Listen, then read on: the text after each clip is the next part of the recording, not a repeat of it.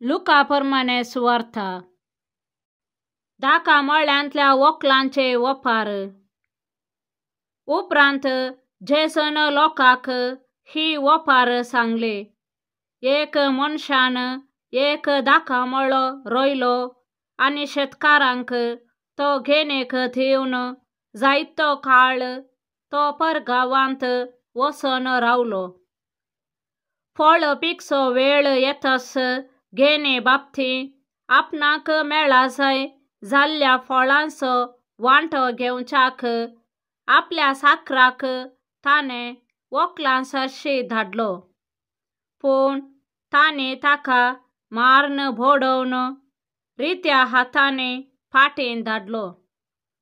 परत्यान ताणें आनीक साकराक धाडलो, ताकाय तांणी मारलो आनी ताचे विकलाप करून रित्या हातांनी फाटीं धाडलो। उपरांत तिसऱ्या एकल्या साकराक ताणें धाडलो, ताकाय घाई जायसर तांणी मारलो आनी भायर धांवडायलो।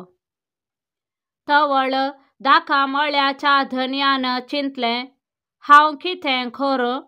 म्हज्या मोगाच्या पुताकच हांव धाडटां, ताका पुणी ते मर्याद दितले। धन्याच्या पुताक पळयताच ते वखलांचे एकामेका म्हणा लागले, पळय दायजाचो वारेसदार, हाका आमी जिवीशी मारया आनी ताचे दायज आमचेंच जातालें। अशें ताका तांणी दाका मळ्या भायर ओडून व्हेलो आनी जिवीशी मारलो। तर दाका मळ्याचो धनी तांकां कितें करीत म्हूण तुमी चिंतात? तो येवन त्या वखलांच्यांक नास करतलो आनी आपलो दाका मळो दुसऱ्यांक दितलो। हें आयकून तांणी म्हणलें, तशें जावंक देव बिलकूल सोडिना जावं। पूण ताणें तांचेर दिश्ट मारून म्हणलें, तर पवित्र पुस्तकांत अशें बरोवन आसा, बांदप्यांनी उपकार ना म्हूण सांडलोच फातर जावंक पावलो मुल्या फातर। हाचो अर्थ कितें?